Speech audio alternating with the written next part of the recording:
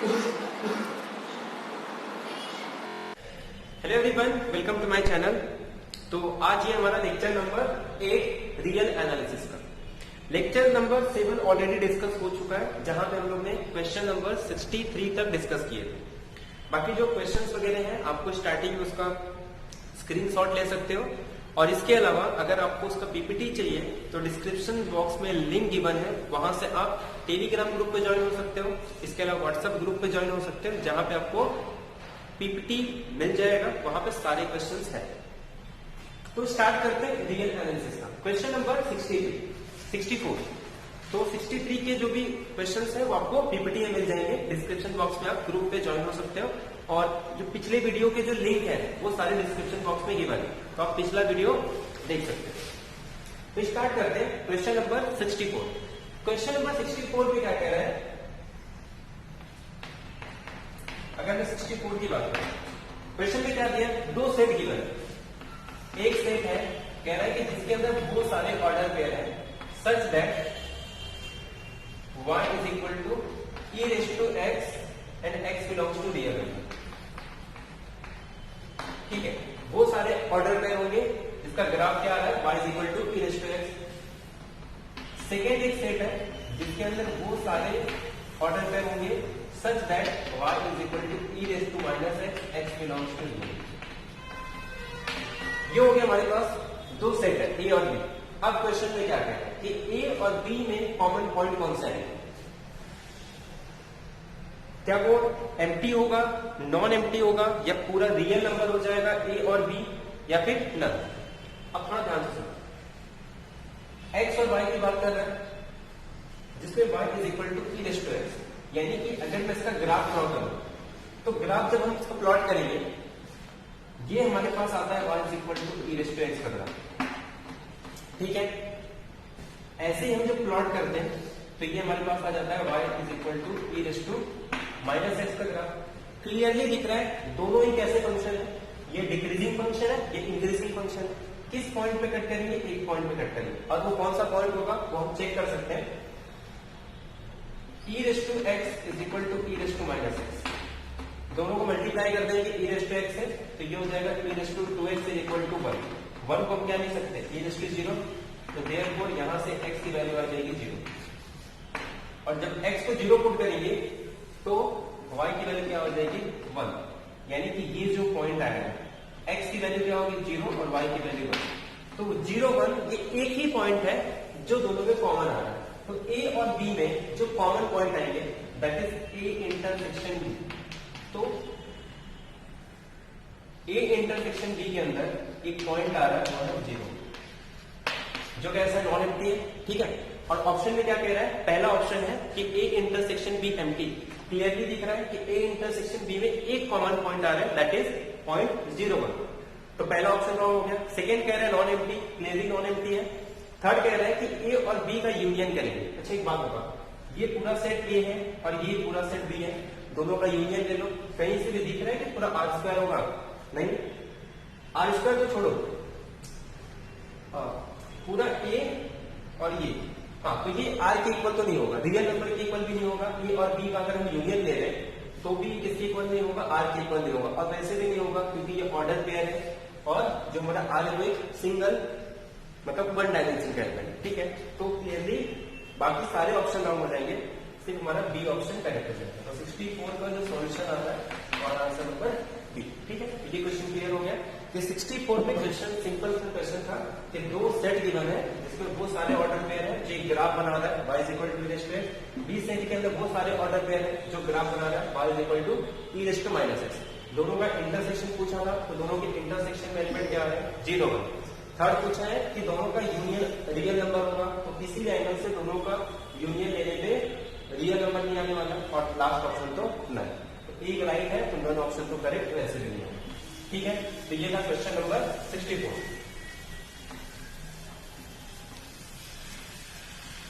अब next question करते हैं, क्वेश्चन नंबर 65।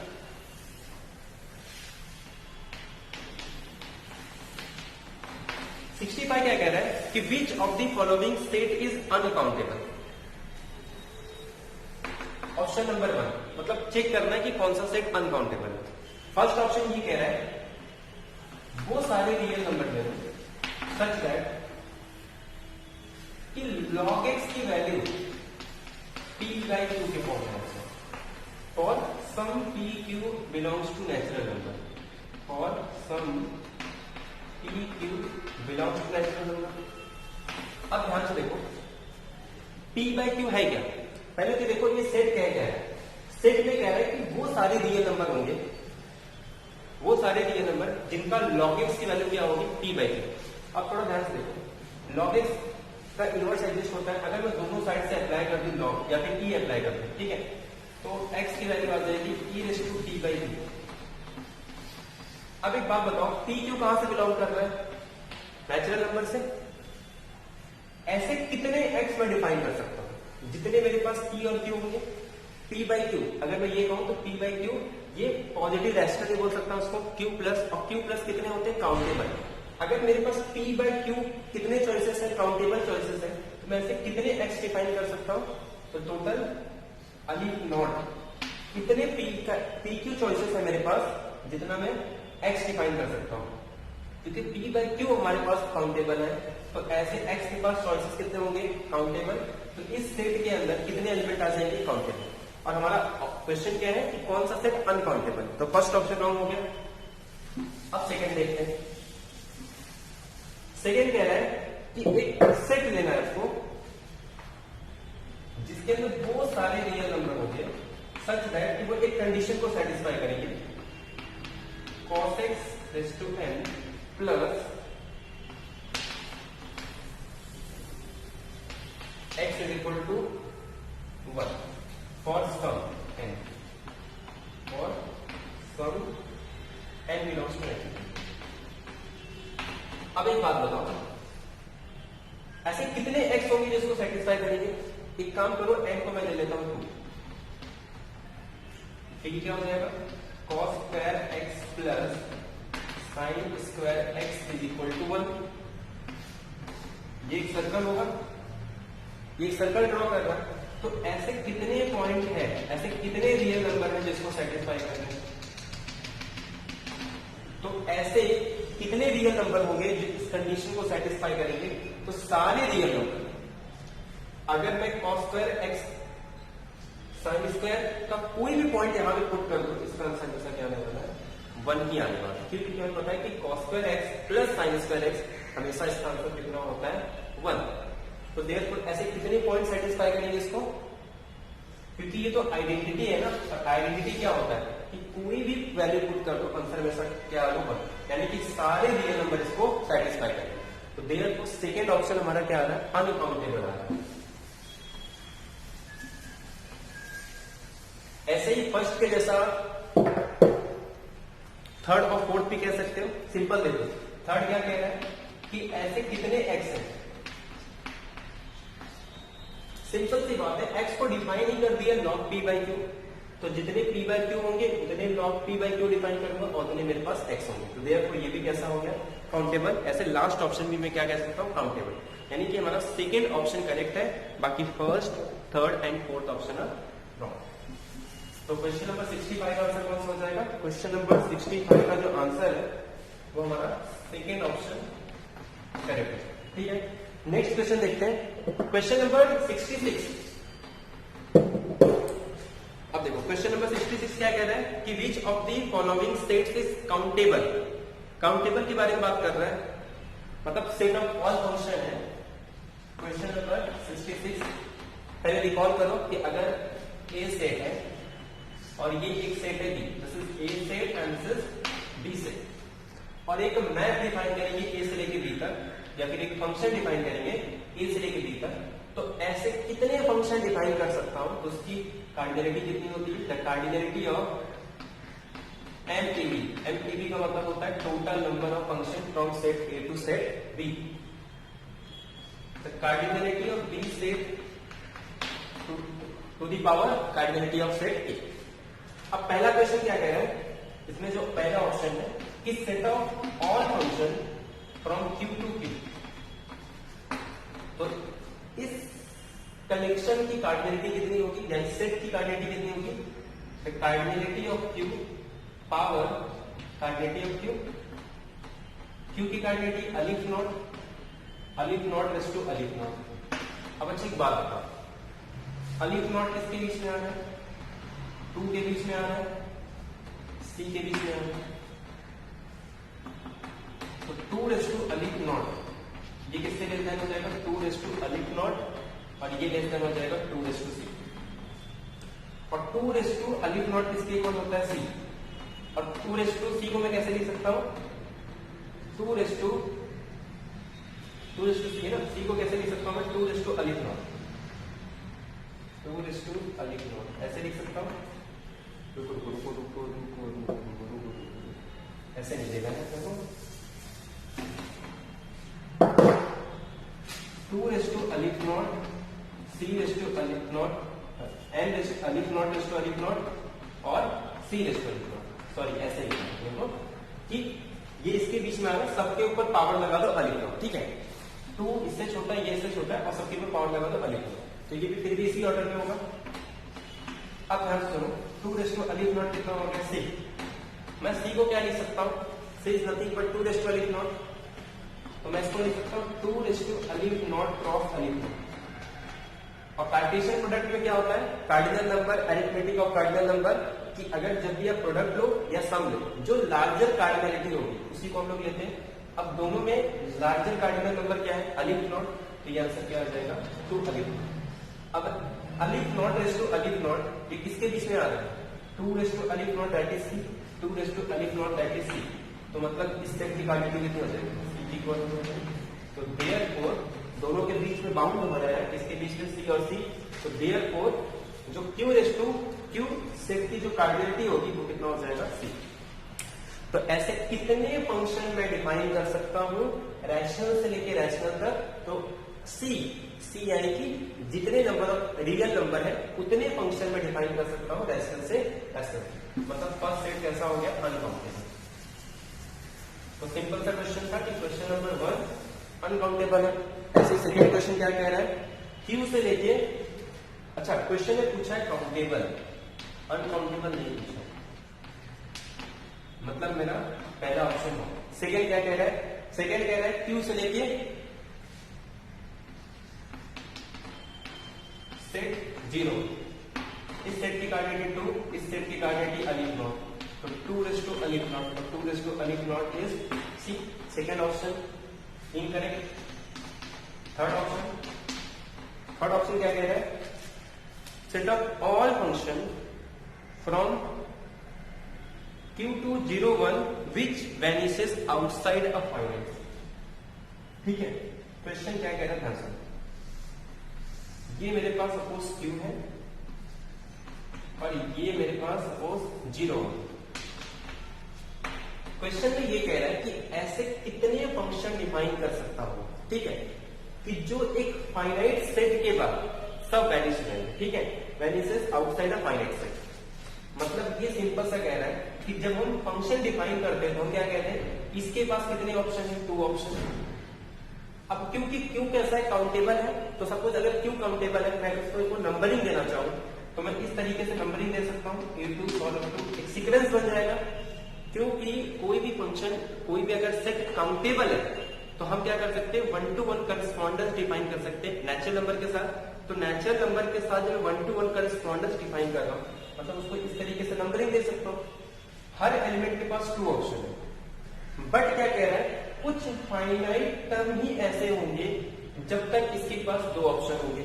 मतलब मान लेता हूं कि एक ऐसी की एग्जिस्ट होगी जो कुछ फाइनाइट नंबर है, जहां तक इसके पास कितने ऑप्शन है? 2 ऑप्शन है, 2 2 2।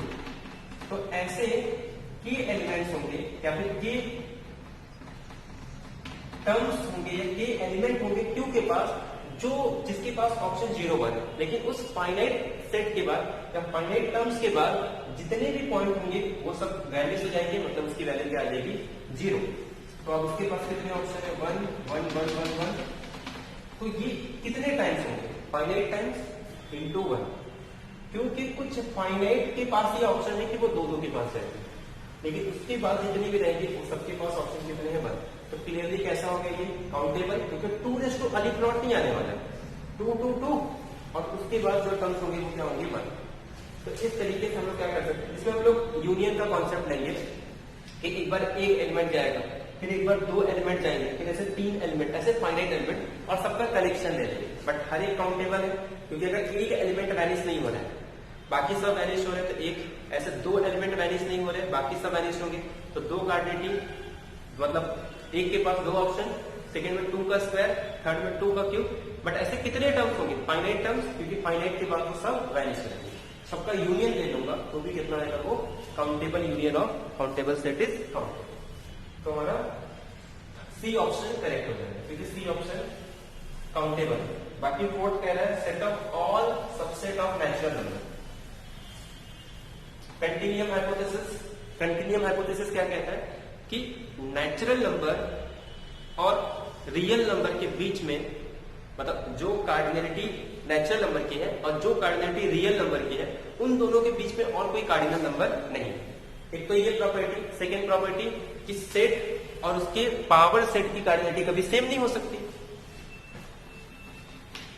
अब अगर ये नेचुरल नंबर है, ये सी है, इसके बीच में कोई भी कार्डिनल नंबर नहीं, पावर सेट की कार्डिनलिटी हमेशा ग्रेटर देन होती है, अलिफ नॉट हमेशा ग्रेटर देन होगा 2 अलिफ नॉट से।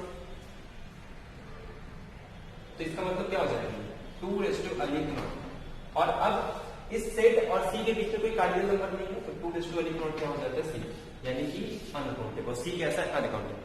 तो देयरफॉर जब हम नेचुरल नंबर का पावर सेट डिफाइन करेंगे, तो पावर सेट की जो कार्डिनलिटी होगी वो कितना होता है, 2 अलिफ नॉट।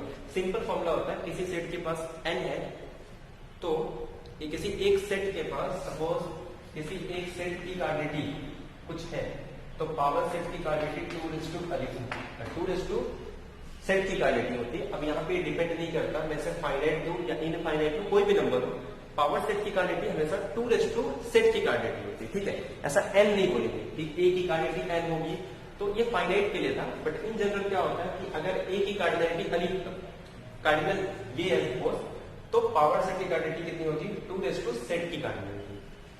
तो देयरफॉर हमारा लास्ट ऑप्शन कैसा हो जाएगा, रॉन्ग हो जाएगा, क्योंकि वो भी सी है, uncountable. Next question, question number 67। अब मैं बात करता हूं क्वेश्चन नंबर 67। क्वेश्चन नंबर 67 में क्या कह रहा है, सेट ऑफ लिमिट पॉइंट की बात कर रहा है। पहले तो आपको लिमिट पॉइंट का डेफिनेशन पता होना चाहिए। ये रियल लाइन है, ठीक है, रियल लाइन है, इसके लिए 2 चीज चाहिए, एक तो सेट और एक पॉइंट। ये मान लो मेरे पास कोई एक सेट है, लेट ए एक नॉन एम्प्टी सबसेट है, ऐसे non empty subset of real number, और अल्फा के कोई भी रियल नंबर को बिलोंग करता है। तो अल्फा को मैं ये कहना चाहता हूं कि alpha is the limit point of ए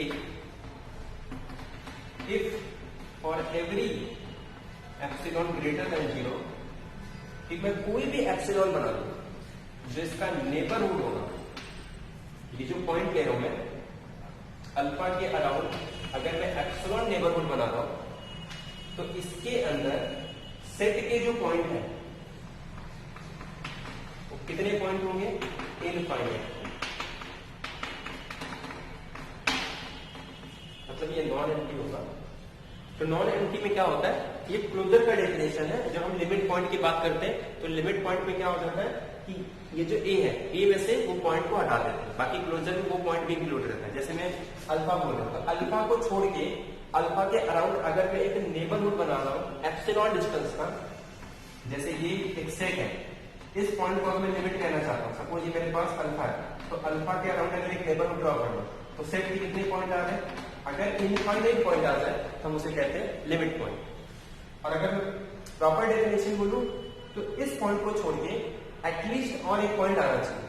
बाद में उसे प्रूव करते हैं कि वो एक पॉइंट, अगर एक मतलब उस पॉइंट को छोड़ के अगर और एक पॉइंट बिलोंग कर रहा है, तो वो ऐसे हम प्रूव कर सकते हैं कि इनफाइनाइट बिलोंग करेगा। ये एक्यूमुलेशन पॉइंट का, लिमिट पॉइंट हम लोग क्या बोलते हैं, एक्यूमुलेशन पॉइंट। कंडेंसेशन पॉइंट एक होता है जिसमें अनकाउंटेबल पॉइंट्स होने चाहिए। और लिमिट पॉइंट की बात करें, लिमिट पॉइंट हम यूज करते हैं कहां पे, सीक्वेंस में। तो लिमिट पॉइंट आपको याद रखना है। लिमिट पॉइंट का सिंपल डेफिनेशन ये होता है कि किसी भी पॉइंट पे आप खड़े हो जाओ या फिर किसी भी पॉइंट पे के अराउंड एक नेबरहुड ड्रॉ करो, तो उस सेट के एटलीस्ट कम से कम इनफाइनाइट पॉइंट कंटेन करने चाहिए, तो उस पॉइंट को लिमिट पॉइंट, ये डेफिनेशन होता है। अब क्वेश्चन ध्यान से रखो, क्वेश्चन क्या कह रहा है,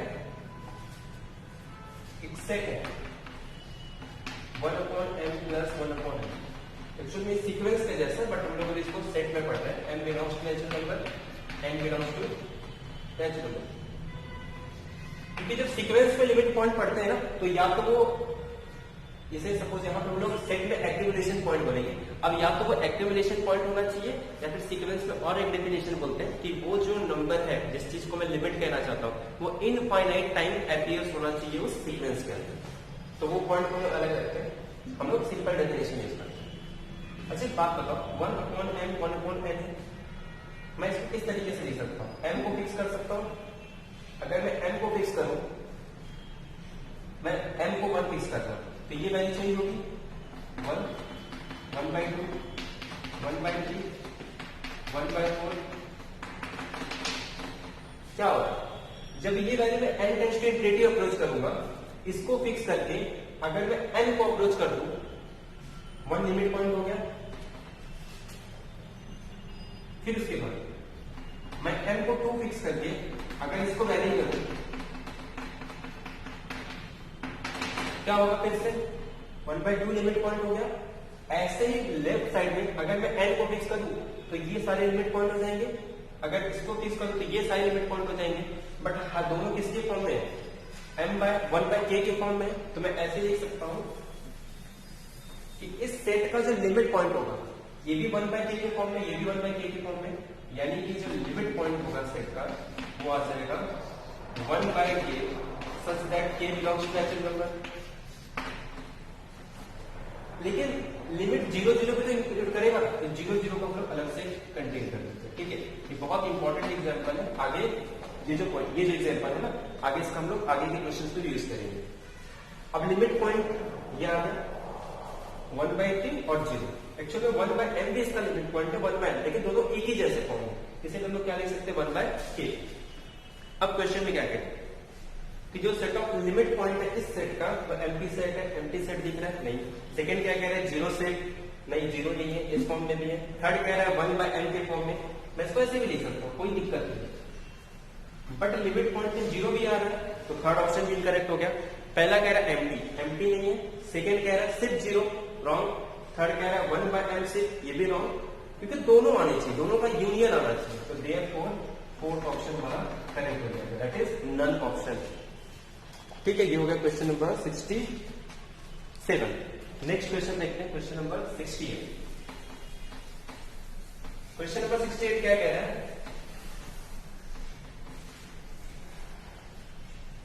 रियल नंबर का एक सेट ले लो, infinite countable bounded subset of real number, which of the following statement is true. इस ट्रू बोल रहा मतलब एक ही ऑप्शन करेक्ट होगा।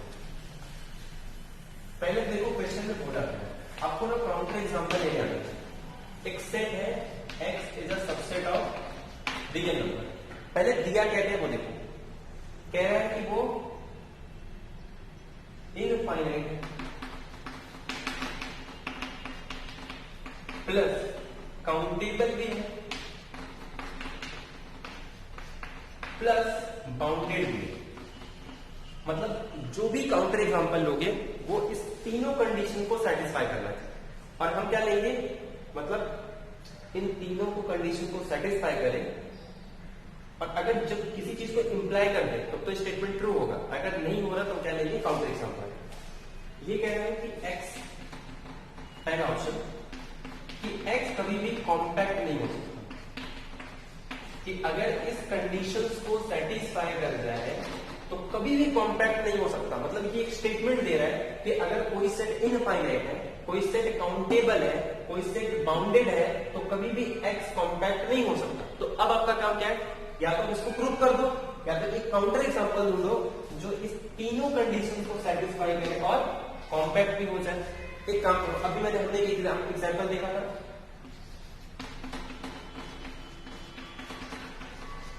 कैसा सेट है, इनफाइनाइट है, ठीक है, इनफाइनाइट सेट आ गया पहला कंडीशन, काउंटेबल भी है, बाउंडेड भी है, क्या कॉम्पैक्ट है, नहीं है ना, एक काम करो, यूनियन क्लोज है, क्लोज किसके लिए, क्योंकि सारे लिमिट पॉइंट कंटेन कर रहे हैं, इस सेट का लिमिट पॉइंट क्या है, 0, 1/n का अगर लिमिट पॉइंट निकालेंगे 0 आता है, और 0 सेट के अंदर इंक्लूड कर रहा है, क्योंकि मैंने यूनियन ले लिया, सेट के अंदर इंक्लूड कर रहा है, क्योंकि डेफिनेशन है लिमिट पॉइंट का, set is an alpha, sorry, set is said to be close if every limit point belongs to that given set, यानी कि अगर अल्फा लिमिट पॉइंट है किसी सेट का, तो जो अल्फा डैश है, अगर ये लिमिट पॉइंट है, देन अल्फा डैश बिलोंग करना चाहिए सेट, तो ए इज क्लोज, मतलब ए के अंदर अगर सारे लिमिट पॉइंट बिलोंग कर रहे हैं तो उस सेट को क्लोज बोलते हैं, सेट का लिमिट पॉइंट 0, 0 बिलोंग कर रहा है, मतलब कॉम्पैक्ट हो गया ना, बाउंडेड तो है, क्लियरली सेट बाउंडेड है, 1, 1/2, 1/3, 0 लोअर बाउंड है, अपर बाउंड क्या आ रहा है 1 इसमें बिलोंग कर रहा है, मतलब 1 इसका सेट के अंदर बिलोंग कर रहा था, बट 0 नहीं बिलोंग कर रहा था, इसके हम लोग ने सेट को सेट के अंदर ले लिया, ताकि वो जिसका लोअर बाउंड है वो भी सेट के अंदर बिलोंग करे, क्लियरली सेट कॉम्पैक्ट हो गया, close and bounded, set is said to be compact if it is close and bounded.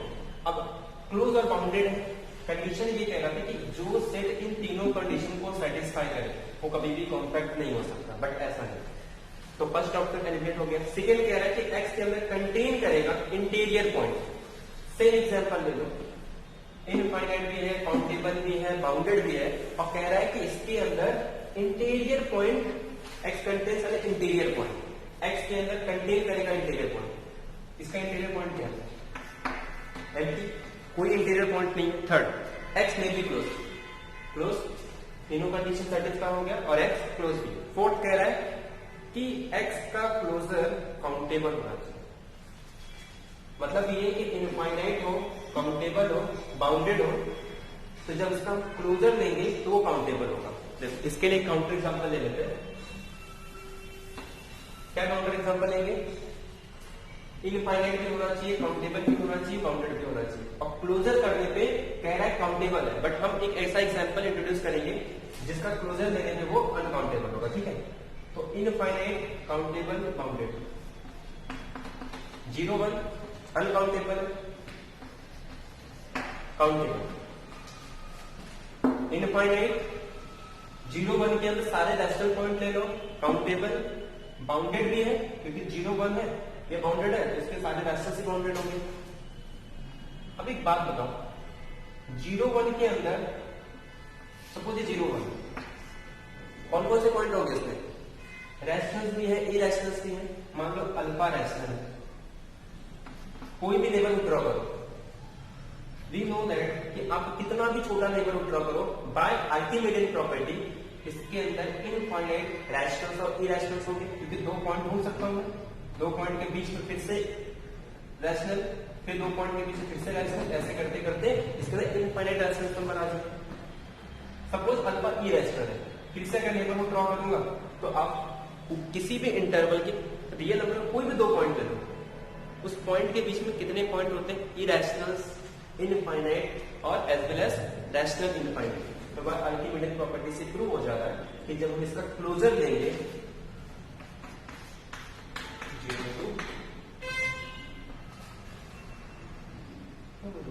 Question क्या है, क्लोजर ना, क्लोजर, तो 0, 1 और इंटरसेक्शन क्यू का जब हम क्लोजर लेंगे तो क्या आ जाता है, पूरा 0, 1। वैसे भी क्यू तो वैसे भी आ जाता है, क्यू चेक भी नहीं करना है, क्योंकि जब हम क्लोजर लेते हैं तो क्लोजर का फॉर्मूला क्या होता है, ए सेट का क्लोजर लेना है तो सेट के पॉइंट यूनियन उसके लिमिट पॉइंट, मतलब लिमिट पॉइंट को भी इंक्लूड कर देते हैं सेट के पॉइंट, उसको हम बोलते हैं क्लोजर ऑफ ए। अब set is said to be closure if A is equal to A bar, that is closure of A, अगर सेट के इक्वल है तो उसको कहते हैं क्लोजर। तो कौन सा ऑप्शन राइट है, सिर्फ हमारा क्वेश्चन नंबर 3 राइट है कि एक्स क्लोज हो सकता है। पहले के लिए और सेकंड के लिए same option 1/n, n belongs to natural number union 0, और फोर्थ के लिए ये ऑप्शन नेक्स्ट क्वेश्चन देखते हैं, question number 69। Question number 69 discuss करते हैं। क्वेश्चन नंबर 69 क्या कह रहा है? ई एन एक सीक्वेंस ऑफ सबसेट। अच्छा, ये जो क्वेश्चन है ना, ये क्वेश्चन आपको सॉल्व करा चुका हूं, 2020 नवंबर का क्वेश्चन था ये ना क्वेश्चन बहुत इंटरेस्टिंग है। ये limit superior E N is equal to intersection K is going from 1 to infinity union N is equal to K to infinity. ये क्वेश्चन आपको करा चुका हूं, इसका आंसर बता देता हूं आपको। E n limit inferior e n, ये आपको पता होगा कि अगर जितना आप सेट को छोटा करते हो, सेट जितना छोटा होता है उसका इंटरसेक्शन उतना ही इंक्रीज होता है। जितना आप सेट को इंक्रीज करोगे उसका यूनियन बढ़ता है, बट जब आप सेट को इंक्रीज करोगे यानी ए बी सी, जितने आप सेट उसमें बढ़ाओगे उसका इंटरसेक्शन उतना कम होता है। जैसे फॉर एग्जाम्पल A1 है, A2 है, 100 में सेट चल रहा हूं, ठीक है। अगर मैं A1 में A2 ऐड कर दूं, फिर A3 ऐड कर दूं, A4 ऐड कर दूं, और उनको किस तरीके से ऐड करूं? इंटरसेक्शन में मैं सेट बढ़ा रहा हूं, बट वो सेट क्या होगा? छोटा होगा। तो जो इंटरसेक्शन का सेट होता है वो डिक्रीजिंग होता है। जबकि इसी का मैं यूनियन लेते चलूं, जब मैं यूनियन लूंगा ना सेट बढ़ते रहता है, मतलब वो क्या हो जाता है हमारा? इंक्रीजिंग सीक्वेंस है। तो जब इंटरसेक्शन का हम सेट लेंगे कि A1 में A2 ऐड करो, A2 में A3 ऐड करो इंटरसेक्शन में, तो वो सेट कैसा होता है? डिक्रीजिंग, जबकि यूनियन कैसा होता है? इंक्रीजिंग। उसी से ये सेट बन जाता है हमारे पास कि पहले यूनियन ले लो, उसके बाद उसको इंटरसेक्शन, और इंफिनिटी क्या होता है? Union k is going from 1 to infinity. ये कैसे कंस्ट्रक्ट करते हैं ये आप देख सकते हैं। इसका मैंने काउंटर एग्जांपल भी दिया है। इसका जो ऑप्शन होगा ना वो सी ऑप्शन करेक्ट होगा। वो सीक्वेंस से आता है। सीक्वेंस का डेफिनेशन पता है ना कि set is said to be convergent if it has a unique limit point. और लिमिट पॉइंट का डेफिनेशन क्या है? सॉरी, यूनिक लिमिट पॉइंट यानी कि उसके लिमिट एग्जिस्ट होनी चाहिए। A limit point is said to be limit कि अगर L किसी सीक्वेंस का लिमिट पॉइंट है तो उस पॉइंट पे अगर आप एक नेबरहुड ड्रॉ कर रहे हो तो सीक्वेंस के सारे पॉइंट उस नेबरहुड के अंडर आ जाएंगे एक्सेप्ट सम फाइनाइटली मेनी और बट फाइनाइटली मेनी। इसका मतलब क्या होता है कि जब कोई सीक्वेंस कन्वर्जेंट है किसी लिमिट L पे, तो L के अराउंड अगर आपको मैं कोई भी एप्सिलॉन दे दूं, एक एप्सिलॉन दे दूं, तो आप मुझे एक ऐसा स्टेज बता सकते हो कि उस फाइनाइट स्टेज के बाद जितने भी सीक्वेंस के टर्म्स हैं वो सारे उस इंटरवल के अंदर आ जाएंगे। मतलब वो जो हमने एक नेबरहुड ड्रॉ करा सारे उसके अंदर आ जाते हैं। तो हम लोग बोलते हैं a sequence is said to be convergent. हम लोग बोलते हैं कि x n converges to n if for every epsilon there exist a stage.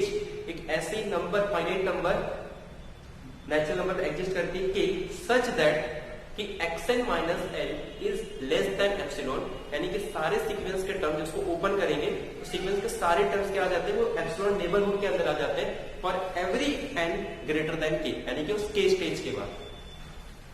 इसी को अगर हम और वर्ड में लिखे तो finitely all but finitely many, sequence के सारे टर्म्स उस नेबरहुड के अंदर आ जाते हैं बट फाइनाइटली मेनी। इसका मतलब सब जाएंगे कुछ को छोड़ के। तो वही सेम कॉन्सेप्ट इसमें भी है, जिसमें थर्ड ऑप्शन है ना। आपको पता है सीक्वेंस कन्वर्जन कब होता है? जब उसका limit superior limit inferior equal हो जाता है। तो जब हम लिमिट इंफीरियर डिफाइन करते हैं ना, तो लिमिट इंफीरियर का कॉन्सेप्ट है कि अगर लिमिट इंफीरियर की एक वैल्यू आ रही है ना, जो भी एक्स होता है, अगर किसी एक्स को मैं लिमिट इंफीरियर कह रहा हूं, इसका मतलब ये है कि वो जो है En को, जो हमने En डिफाइन किया वो सेट को सारे मतलब जो एक नेबरहुड ड्रॉ करूंगा तो जो सारे मतलब वो जो इक्विलिब्रियम आ रहा है ना वो En को इनफाइनाइट टाइम बिलोंग करेगा, लेकिन किसको छोड़ के?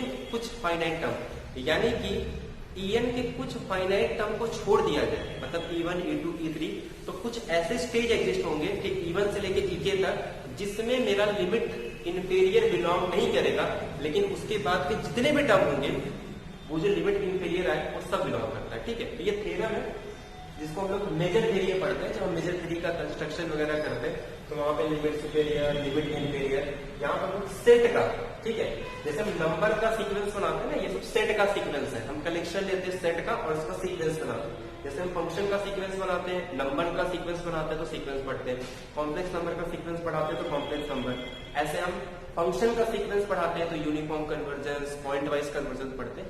ऐसे ये सेट का सीक्वेंस है, जैसे हम टोपोलॉजी में, मेजर सेट में या प्रोबेबिलिटी में सब डिस्कस करते हैं, ठीक है।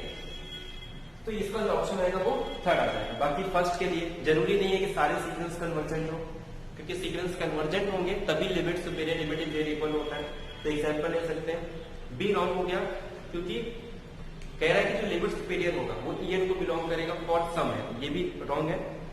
सुपेरियर इनफाइनेटली मेनी होता है, लेकिन जो इंफीरियर होता है वो ऑल बट फाइनेटली मेनी, ठीक है।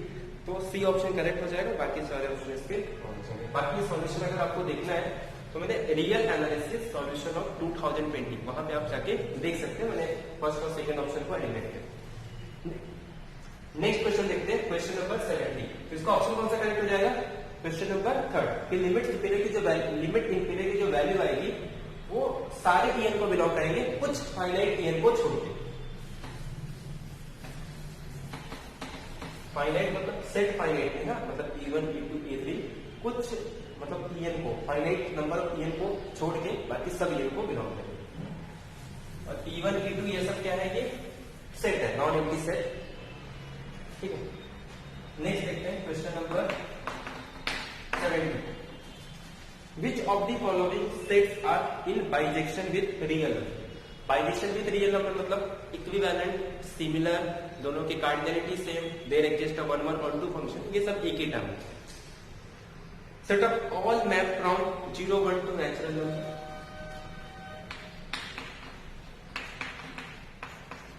Cardinality of natural number, alif not. Raised to cardinality of 0 to the 2. इसका मतलब होता है alif not cross alif not. Larger cardinal number alif not. Countable natural number की cardinality है ये, तो therefore ये countable होगा। और countable set कभी भी किसी अनकाउंटेबल के साथ बाइजेक्शन मैप नहीं डिफाइन कर सकता। क्यों नहीं डिफाइन कर सकता? 1, 1 तो हो जाएंगे क्योंकि इसकी कार्डिनलिटी हमेशा सी की कार्डिनलिटी से छोटी होती है। तो there exist a 1, 1 map but there does not exist any onto map.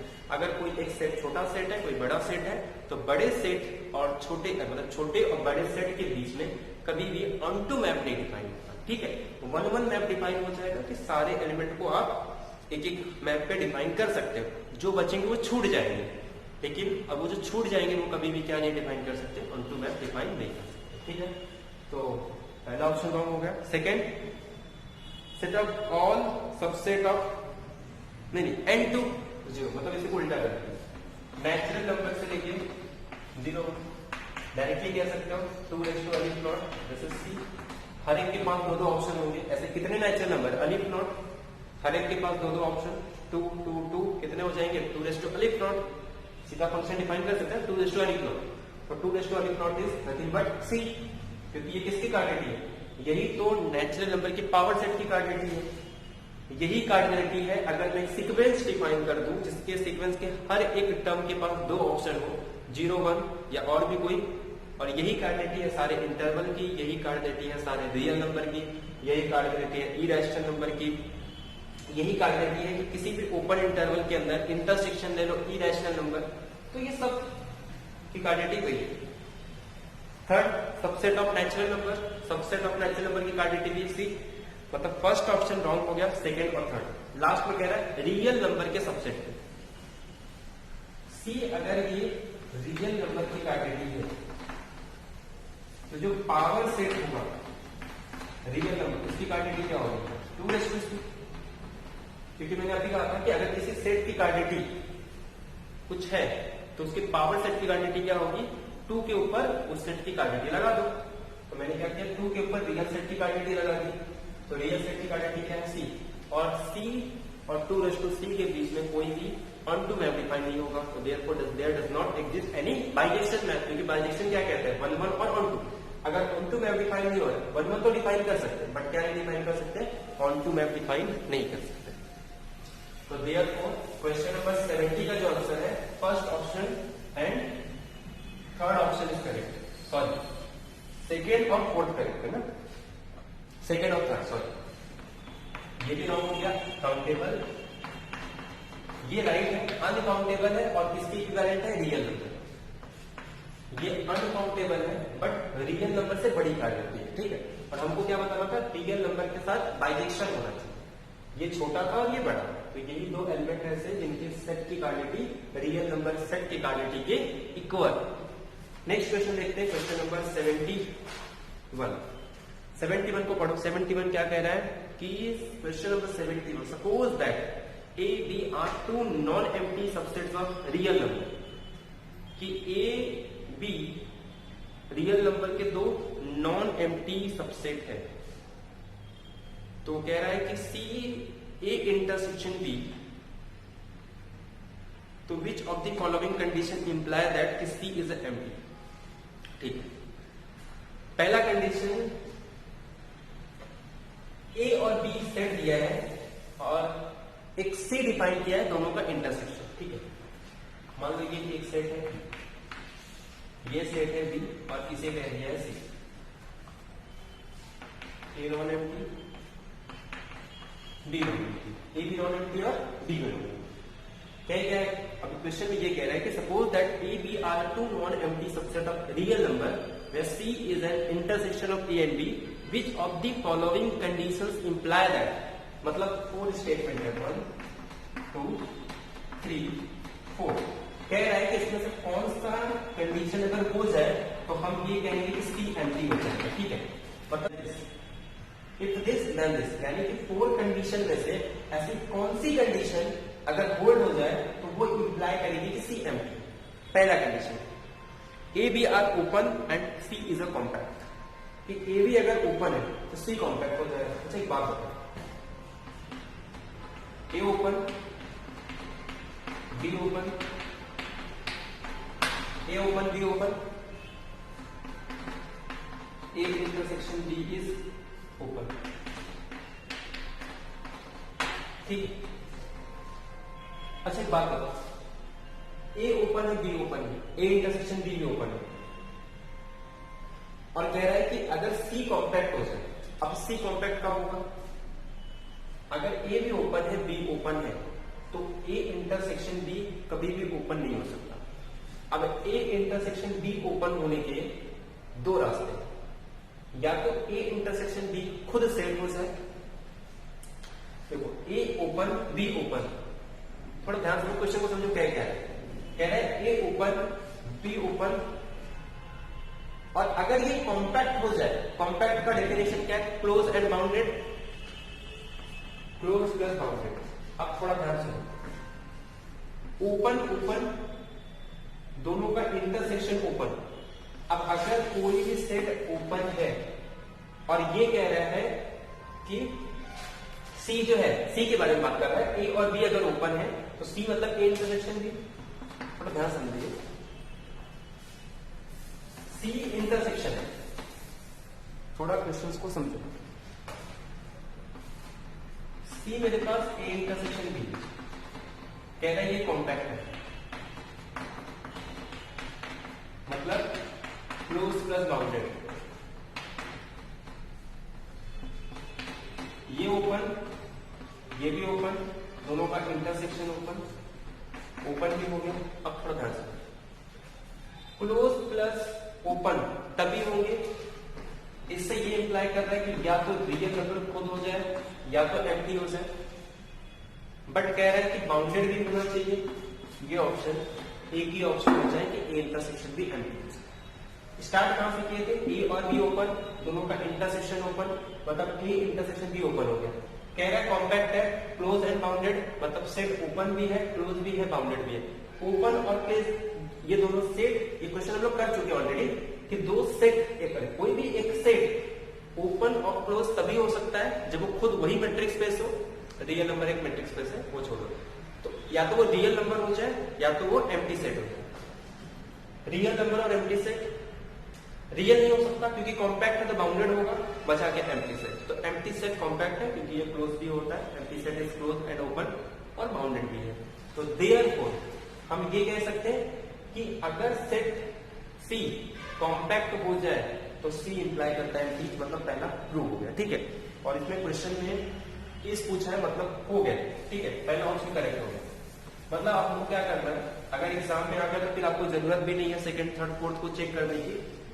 अगर आपको काउंटर एग्जाम्पल चाहिए, अब सेकंड थर्ड फोर्थ, आप ये कहो कि ये तीनों अगर इंप्लाई भी कर जाए ना तो जरूरी नहीं है कि सी एम्प्टी हो, सी इज नॉट एम्प्टी। आपको एक एक एग्जाम्पल देना है। ठीक है, अब आपको करना क्या है, एक ऐसा एग्जाम्पल देना है कि जिसमें ए और बी ओपन हो, सी कॉम्पैक्ट हो। तो ये तो हो गया सेकेंड, ए और बी ओपन है, सी इज क्लोज है। ठीक है, एक काम करो, रियल नंबर ले लो, A real number, B real number, A intersection B, C real number, ये भी नॉन एम्प्टी, ये भी non empty, A intersection B भी non empty, real number close है। ठीक है, सी क्लोज भी है, ए और बी ओपन है, रियल नंबर दोनों ओपन, दोनों का intersection real number close but दोनों नॉन एम्प्टी।